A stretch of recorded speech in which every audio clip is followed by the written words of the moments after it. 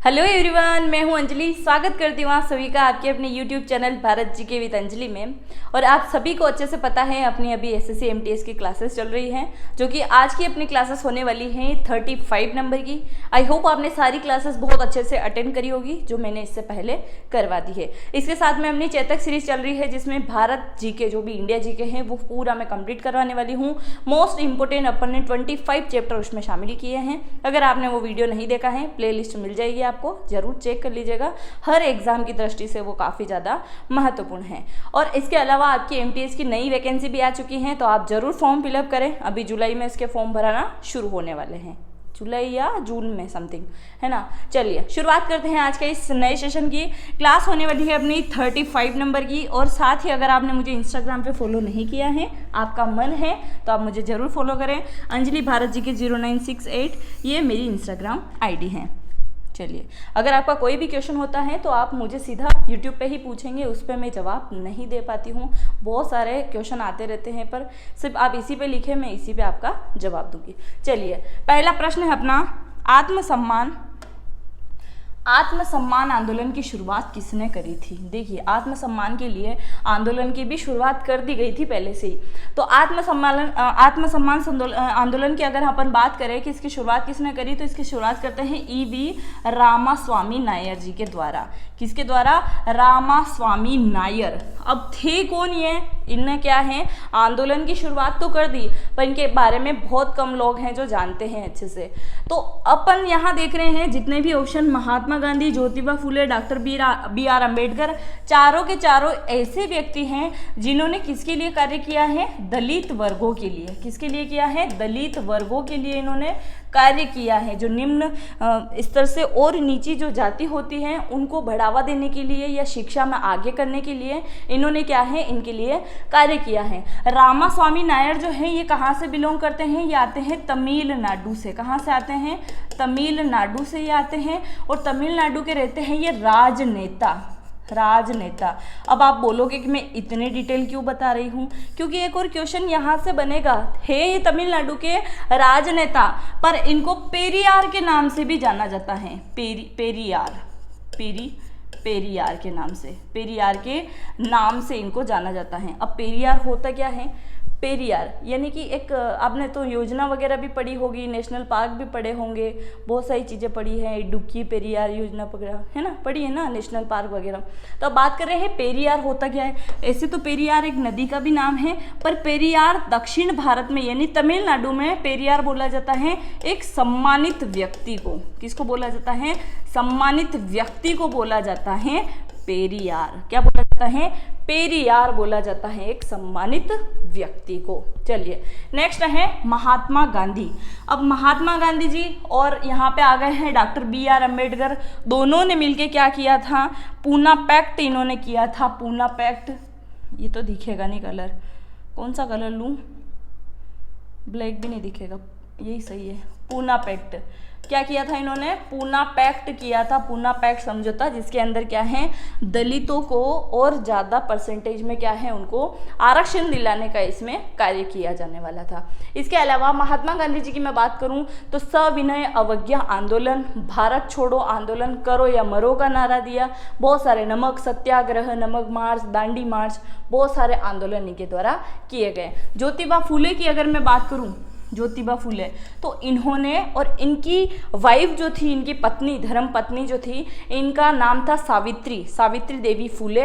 इन दोनों ने मिलके क्या किया था? महाराष्ट्र के अंदर दलितों के लिए यानी कि दलित वर्ग की जो लड़कियां थी उनके लिए क्या है, स्कूल की स्थापना सर्वप्रथम ये करते हैं। तो इसके लिए ये अभी तक याद रखे जाते हैं। डॉक्टर बी आर अम्बेडकर की बात करूँ तो इनके बारे में तो काफ़ी समय मैंने बता दिया है। संविधान निर्माता इनको कहते हैं।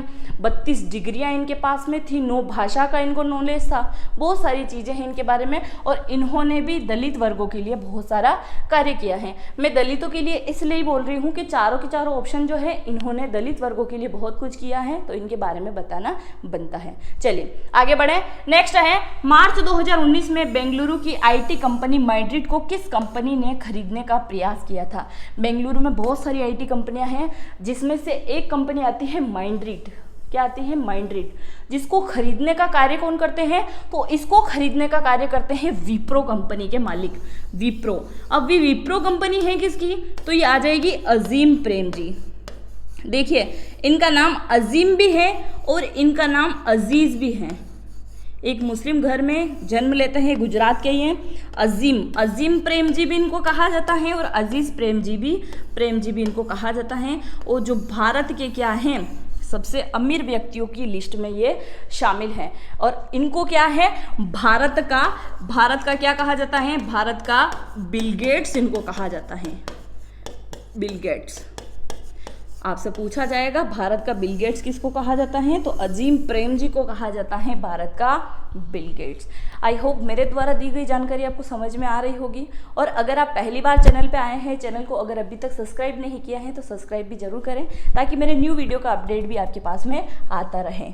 चलिए आगे बढ़े। नेक्स्ट है संयुक्त राज्य अमेरिका का राष्ट्रीय खेल कौन सा है? संयुक्त राज्य अमेरिका का, यूएसए का खेल आपसे पूछा गया है कि राष्ट्रीय खेल कौन सा है? तो यह आ जाएगा बेसबॉल। क्या आ जाएगा? बेसबॉल कहाँ का है? यूएसए का है, संयुक्त राज्य अमेरिका का है। पोलो कहाँ का है? आप मुझे कमेंट करके बताएंगे। चलिए इनके व्यक्ति देखते हैं पहले। बेसबॉल में कितने व्यक्ति होते हैं? बेसबॉल में होते हैं 9 खिलाड़ी, रग्बी में होते हैं 13, एक्स्ट्रा अगर देखें 2 तो टोटल होते हैं 15। कितने होते हैं? 15। और पोलो की अगर मैं बात करूं तो इसमें टोटल होते हैं 4। आप मुझे कमेंट करके बताएंगे। देखिए इसमें 8 घुड़सवार अलग होते हैं, 5 अलग होते हैं। तो उसी प्रकार से आप मुझे कमेंट करके बताएंगे वाटर पोलो में टोटल कितने खिलाड़ी होते हैं या कितने व्यक्तियों के द्वारा इसको खेला जाता है। नेक्स्ट है कबड्डी खेल का उद्भव किस देश में हुआ है? कबड्डी तो अपने यही चलता है ना, बोला जाता है कबड्डी। आप खेले कि नहीं खेले हैं कभी? मैं तो बहुत खेली हूँ, मतलब मैं गांव से ही बिलोंग करती हूँ तो बहुत ज़्यादा ही खेली हूँ। इसमें मैंने बहुत चीटिंग करी है, पता है। सांस रुक जाती है तो आउट हो जाते हैं, पर फिर भी मतलब ऐसा लगने ही नहीं देती थी मैं कि सांस रुक गई है मेरी, कि चलो ठीक है बोल रहे हैं, चल रहा है। इसमें चलता है थोड़ा, है ना। अगर आपने भी करी है बेईमानी तो आप मुझे कमेंट करके ज़रूर बताइएगा, अगर आप भी कबड्डी खेले हैं कभी। तो बेसिकली गांव वाले ही खेले हैं, ये सिटी वालों को पता ही नहीं चलता है कबड्डी होता क्या है। शायद कोई खेला हो, नहीं खेला हो, इनके गेम थोड़े अलग होते हैं अपने से। नहीं, सही कह रही हूँ ना मैं? चलिए क्वेश्चन की ओर बढ़ते हैं। कबड्डी खेल का उद्भव, कबड्डी है कहाँ का है? भारत का ही है। और भारत के गाँवों से इसकी शुरुआत अपन मान सकते हैं, क्योंकि गाँव में ही क्या है, भारत की आत्मा बसती है। चलिए वो बात नहीं कर रहे हैं, कबड्डी की बात कर रहे हैं। कबड्डी अधिकतर गांव इलाके में ही खेली जाती हैं। चीन की अगर मैं बात करूं, तो चीन वाले खेलते हैं टेबल टेनिस। तो टेबल टेनिस की शुरुआत कहाँ से मानी जाएगी? चीन से मानी जाएगी। अभी आपसे कबड्डी का पूछ लिया, कल नेक्स्ट वाले क्वेश्चन में अगर आपसे पूछ लिया जाए टेबल टेनिस कहाँ से उद्गम हुआ है इसका, यानी कौन से देश से हुआ है, तो आपको याद रखना है चीन। अभी मैंने एनालिसिस के तौर पे ही सारे क्वेश्चन शामिल किए हैं, जो भी आपकी एग्जाम चल रही है ना SSC MTS की, उसी के तौर पे। जापान की अगर मैं बात करूँ तो कुश्ती आ जाएगी। क्या आ जाएगी? कुश्ती भी कौन सी? शूमो कुश्ती। क्या है? शूमो कुश्ती। और रूस की अगर मैं बात करूं तो आइस हॉकी। क्या आ जाएगी? Ice hockey. तो ये सारे जो खेल हैं वो अलग अलग देशों से लिए गए हैं, जो कि सारी जानकारी आपको देती हैं। चलिए आगे बढ़े। नेक्स्ट है स्वर्ण बालिका एवं उड़न परी उपनाम से कौन भारतीय महिला एथलेटिक जानी जाती है? देखिए कहा जाता है ना कि दौड़ दौड़ के क्या PT उषा बनेगी, तो वही है ये उड़न परी और स्वर्ण बालिका। तो क्या आ जाएगी? PT उषा जी आ जाएगी। क्या है ये? एथलीट हैं, स्प्रिट करती है ये रनिंग में। PV सिंधु की अगर मैं बात करूं तो ये बैडमिंटन प्लेयर हैं। सुनीता रानी ये भी पंजाब से आती हैं। कहाँ से आती हैं? पंजाब से आती हैं। KM बीना मोल ये भी क्या है? ये है एथलीट। क्या है? एथलीट है। सभी की सभी क्या है? एथलीट है। बॉम्बे बाम्बर किस अंतर्राष्ट्रीय क्रिकेटर का उपनाम है? बॉम्बे बाम्बर, ये वाला क्वेश्चन आपके MTS के एग्जाम में आया हुआ है। काफ़ी समय, लगभग 3 से 6 बार रिपीट हुआ है। मैंने जितने भी ओल्ड पेपर दे हैं उसके हिसाब से सचिन तेंदुलकर से संबंधित बहुत सारे क्वेश्चन आपके एग्जाम में बने हुए हैं ऑलरेडी। अभी बात कर रहे हैं बॉम्बे बॉम्बर किस अंतर्राष्ट्रीय क्रिकेटर का उपनाम है। देखिए कौन आ जाएगा यहाँ पे, सचिन तेंदुलकर, और इनको एक और अन्य नाम से जाना जाता है, भगवान इनको कहा जाता है। किसका भगवान कहा जाता है, क्रिकेट का भगवान। तो क्रिकेट का भगवान किसे कहा जाता है, सचिन तेंदुलकर को कहा जाता है। राहुल द्रविड़ की अगर मैं बात करूं तो इनका उपनाम क्या है, जेमी। क्या है इनका उपनाम, जेमी। और अगर मैं बात करूं सौरव गांगुली की, तो सौरव गांगुली को क्या कहते हैं, महाराजा। क्या कहते हैं इनको, महाराजा इनको कहा जाता है। चलिए आगे बढ़े। नेक्स्ट है रोहन बोपन्ना और जीवन निदान चीनिया साथ में है। ये चीनिया का संबंधित है, ये किससे संबंधित है आपसे पूछा गया है। तो रोहन बोपन्ना और जीवन निदान चीनिया संबंधित हैं। तो ये संबंधित है टेनिस से। किससे संबंधित है, टेनिस से। कबड्डी में तो बहुत सारे प्लेयर हैं। देखिए पश्चिम बंगाल से आते हैं, पंजाब से आते हैं, उत्तर प्रदेश से आते हैं। देश के अलग अलग कोने से आपको क्या है, कबड्डी के प्लेयर देखने को मिल जाएंगे। बॉक्सिंग की अगर मैं बात करूँ तो इनकी आत्मकथा है मैरी कॉम। सभी जानते हैं ये मैरी कॉम कौन है, ये जानते हैं हम। इनके ऊपर प्रियंका चोपड़ा ने एक मूवी भी बनाई है। और अगर मैं बात करूं टेनिस की तो मैं बता ही चुकी हूं। शूटिंग के लिए अवनी लखेरा, सभी जानते हैं। सॉल्ट लेक स्टेडियम कहाँ अवस्थित है, सॉल्ट लेक स्टेडियम कहाँ अवस्थित है, तो सॉल्ट लेक आ जाएगा कोलकाता के अंदर। कहाँ आ जाएगा, कोलकाता के अंदर है सॉल्ट लेक स्टेडियम। स्टेडियम से संबंधित भी सारी जानकारी मैं आपको दे चुकी हूँ। एक वीडियो पूरा आपको इसमें देखने को मिल जाएगा जिसमें मैंने स्टेडियम से संबंधित चीज़ें कंप्लीट करवा दी है। नई दिल्ली की अगर मैं बात करूँ तो Jawaharlal Nehru stadium, Jawaharlal Nehru stadium, Nehru stadium आ जाएगा। और मुंबई की अगर मैं बात करूँ तो ये बड़ा प्रसिद्ध रहा था, यानी कि फेमस हो गया था एक टाइम पे, वानखेड़े स्टेडियम। क्यों हुआ था, शाहरुख खान जी को इसमें एंट्री नहीं मिली थी भाई, रोक दिया था उनको। कोलकाता का मैं बता चुकी हूँ। और इसके अलावा बात करें चेन्नई की, चेन्नई में कौन सा है, टी बालासामी स्टेडियम। और ईडन गार्डन भी यहीं पे है कोलकाता के अंदर, यानी पश्चिम बंगाल के अंदर। चलिए ये प्रमुख स्टेडियम है, आप अच्छे से याद रखिएगा। नेक्स्ट है डेविस कप का संबंध किस खेल से है, डेविस कप। तो डेविस कप का संबंध किस खेल से आ जाएगा, तो लॉन टेनिस से इसका संबंध आ जाएगा डेविस कप का। क्रिकेट का किससे है, रणजी ट्रॉफी। आप मुझे कमेंट करके बताएंगे आगा खा कप किस खेल से संबंधित है।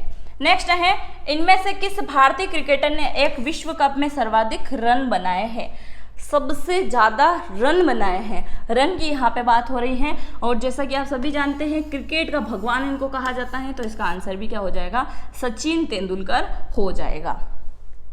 चलिए नेक्स्ट है प्रतिवर्ष विश्व जनसंख्या दिवस किस दिन मनाया जाता है। और भी जनसंख्या में मामले में तो अपन सबसे आगे चल रहे हैं, यानी कि भारत तो क्या है, चीन को भी अब पछाड़ चुका है और नंबर 1 पे आ चुका है। प्रतिवर्ष विश्व जनसंख्या दिवस किस दिन मनाया जाता है, तो ये मनाया जाता है 11 जुलाई को। 11 जुलाई को क्या मनाया जाता है, विश्व जनसंख्या दिवस मनाया जाता है। 11 मार्च की अगर मैं बात करूं तो इस दिन मनाया जाता है अखरोट दिवस, है ना, और दलिया दिवस। दलिया और अखरोट की अगर बात करें तो विश्व क्या आ जाएगा, विश्व स्वास्थ्य दिखेगा आपको, विश्व स्वास्थ्य संस्करण दिवस, ये भी नहीं दिखेगा, चलिए 11 अगस्त की अगर मैं बात करूं तो 11 अगस्त को क्या मनाया जाता है, 11 को मनाया जाता है। देखिए ऐसे तो आपको पता होगा ना, शहीद दिवस बहुत सारे मनाए जाते हैं। जैसे भगत सिंह को फांसी हुई तो मार्च के महीने में मना रहे हैं, वापस अक्टूबर नवंबर में मना रहे हैं, तो फिर अगस्त में भी शहीद दिवस आता है। इस दिन क्या है, फांसी हुई थी, बहुत सारे जो क्रांतिकारी थे, फ्रीडम फाइटर्स थे, उनको भी फांसी हुई थी। तो इसके अंदर 11 अगस्त की अगर मैं बात करूँ तो बलिदान दिवस मनाया जाता है, बलिदान दिवस मनाया जाता है। 10 जनवरी की अगर मैं बात करूं तो विश्व हिंदी दिवस मनाते हैं, विश्व हिंदी दिवस मनाते हैं। क्या मनाते हैं, विश्व हिंदी दिवस मनाया जाता है। चलिए नेक्स्ट है 19 नवंबर को किस दिवस के रूप में मनाया जाता है? 19 नवंबर को, और 19 नवंबर को मनाया जाता है विश्व शौचालय दिवस। अभी कितने शौचालय टोटल भारत में बन चुके हैं आप लोग मुझे कमेंट करके बताएंगे, क्योंकि अभी इसकी क्या है काउंटिंग हो चुकी है, टोटल कितने बन चुके हैं। नेक्स्ट है शाहनामा का लेखक कौन था? शाहनामा, शाहनामा का लेखक आपसे पूछा गया तो फिरदौसी के द्वारा क्या है शाहनामा लिखा गया है। सारे के सारे लेखक और उनके द्वारा लिखे गए लेख भी मैं आपको पूरा कंप्लीट करा चुकी हूँ आपकी MTS के लिए स्पेशली, तो वो वीडियो भी आप जरूर देख लीजिएगा। लीलावती पुस्तक संबंधित है, और पुस्तक और इनके राइटर भी मैं कंप्लीट करवा चुकी हूँ, तो वो भी आप जरूर देख लें। लीलावती पुस्तक संबंधित है, तो लीलावती पुस्तक किससे संबंधित है? तो ये आ जाएगी गणित से संबंधित। किससे संबंधित है? ये गणित से संबंधित। अब मैं बात करूं जंतु विज्ञान की, तो ये संबंधित है अरस्तु से संबंधित है। अर्थशास्त्र की मैं बात करूं तो कौटिल्य चाणक्य, आप सभी जानते हैं कौटिल्य और चाणक्य। और ये जो पुस्तक है वनस्पति शास्त्र, ये किसी विदेशी ने लिखी है, तो ये आप मुझे कमेंट करके बताएंगे। चलिए आगे बढ़े। नेक्स्ट है ज्ञानपीठ पुरस्कार किस क्षेत्र में दिया जाता है? ज्ञानपीठ पुरस्कार मैंने पढ़ा दिए हैं। ज्ञानपीठ पुरस्कार अभी 56वां 57वां 2021-22 में मिल चुके हैं, वो भी मैं आपको पढ़ा चुकी हूँ। एक कमेंट किया था किसी ने कि मतलब आप पंखा चला लिया करो, गर्मी बहुत होती है। तो देखिए मैं पंखा भी अगर चला दूँ ना तो आपको क्लियरली आवाज़ नहीं आएगी अगर पंखा चला दूँ तो, और ऐसी तो मेरी यहाँ लगी हुई है नहीं, तो ऐसे ही पसीने में ही पढ़ाना पड़ेगा, तो आप पढ़िए बस आराम से। चलिए नेक्स्ट है ज्ञानपीठ पुरस्कार किस क्षेत्र में दिया जाता है? तो ज्ञानपीठ पुरस्कार दिया जाता है साहित्य के क्षेत्र में। मैं आज आपको चारों के चारों ऑप्शन की कोई डिटेल ही नहीं दे रही हूँ, मैं देखती हूँ कितने लोगों को पता चलता है। आज मैंने कम डिटेल दी है, क्योंकि क्या है अभी तक के जितने भी वीडियो हैं सारा कुछ मैंने अच्छा उसमें कंटेंट दिया है, अच्छा परफॉर्मेंस दिया है, सारे के सारे जितने भी ऑप्शन हैं उनके सभी के ऑपरेशन मैंने कर दिए हैं, पर कोई भी कमेंट करके नहीं जाता है और इसके अलावा कोई भी लाइक भी नहीं करता है। मैं बोलूँ तभी करते हो, वो चीज़ गलत है। बिना कहे करो तो उसकी बात थोड़ी अलग होती है। तो मैं देखती हूँ आज कितने कमेंट आते हैं। साहित्य के क्षेत्र में ज्ञानपीठ पुरस्कार दे दिया गया है 56वां और 57वां, आपको मैं बता देती हूँ। ये दिया गया 2021 में, ये दिया गया 2022 के अंदर, और ये दिया गया था दामोदर मोजो,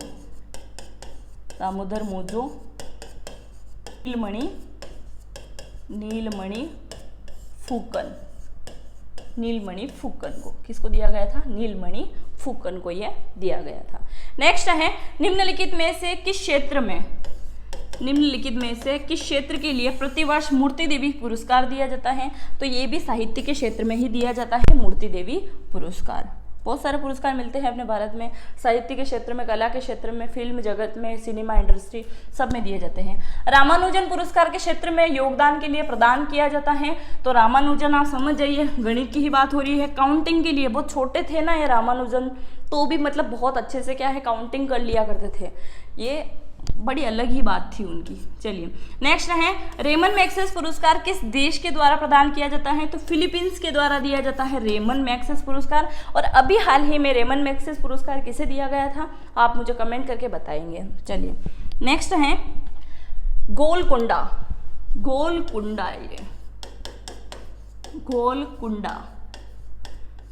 गोलकुंडा का किला कहाँ स्थित है? तो गोलकुंडा का किला आ जाएगा हैदराबाद, तेलंगाना के अंदर।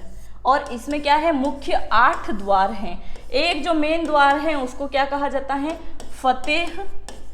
फतेह या फिर क्या है विजय द्वार इसको कहा जाता है। और इस द्वार का नाम इसीलिए कहा गया है, यानी कि इसलिए बताया गया है क्योंकि आपकी एग्जाम में आ चुका है कि गोलकुंडा के अंदर जो 8 द्वार हैं उसमें से एक द्वार का नाम आप बताइए, तो वो था फतेह या विजय द्वार, जो कि मेन द्वार है, यहाँ का मुख्य द्वार है।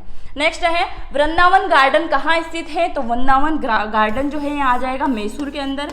मैसूर क्या है? कर्नाटक का एक प्रमुख शहर है, बड़ा शहर है यहाँ का। चलिए नेक्स्ट है निम्नलिखित में से कौन सा मध्य प्रदेश का विरासत स्थल है? विरासत स्थल तो 2-3 हैं अभी विश्व विरासत की सूची में। सांची के स्तूप को भी शामिल किया है, भीमबेटका, ओरछा, बहुत सारी चीज़ों को कर लिया है। तो मध्य प्रदेश की बात कर रहे हैं तो भीमबेटका जो है ये किसके लिए प्रसिद्ध है? शैल चित्रों के लिए प्रसिद्ध है ये, और ये विरासत के अंदर शामिल हो चुका है।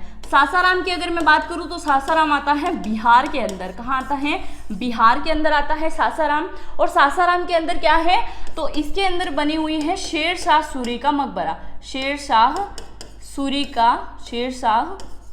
सूरी का क्या है? मकबरा है। मकबरा यहाँ पे है। शेर शाह सूरी का क्या है? मकबरा है। लिपाक्षी क्या है? एक प्रमुख मंदिर है, पौराणिक मंदिर है।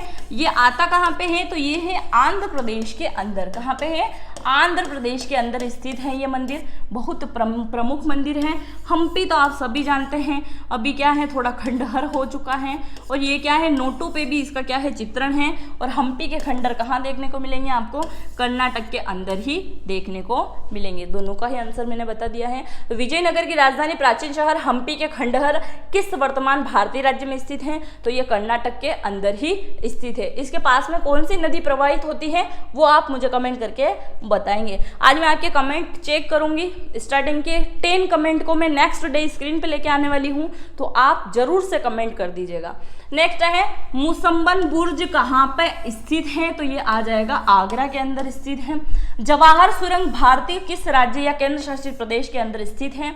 तो ये जवाहर सुरंग है जम्मू कश्मीर के अंदर। और ये अपने भारत की 2nd नंबर की क्या है?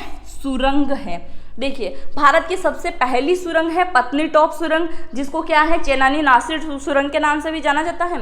अभी बात कर रहे हैं जवाहर सुरंग की। जवाहर सुरंग, और जवाहर सुरंग पहले नंबर की अगर बात करें तो अटल आ जाएगा, अटल सुरंग। और अटल सुरंग जो है विश्व की भी सबसे लंबी सुरंग मानी जा रही है। और ये भारत की सुरंग तो है ही। इसके अलावा आपको गूगल पे तो बहुत सारी चीज़ें देखने को मिल जाएगी, पर ये इसका आंसर हो जाएगा। चलिए नेक्स्ट है, ईंटों और काले संगमरमर से बनी कदम रसूल मस्जिद कहाँ पे स्थित है? तो ये कहाँ पे आ जाएगी? इसका आंसर है घेर, घोर। हाँ, क्या आंसर हो जाएगा इसका? इसका आंसर हो जाएगा घोर। घोर के अंदर स्थित है। ये गोरखपुर आ गया है। इसका आंसर सिर्फ है घोर। घोर के अंदर क्या है? ये स्थित है। ईंटें और काले संगमरमर से बनी कदम रसूल मस्जिद। कदम रसूल मस्जिद का अर्थ क्या है? पद चिन्ह है यहाँ पे। क्या है? पद चिन्ह है यहाँ पे। किसके हैं पद चिन्ह? पैगंबर साहिब के। पैगंबर साहब जो थे उनके क्या है? पद चिन्ह है यहाँ पे, जिनकी क्या है? पूजा की जाती है, इबादत की जाती है।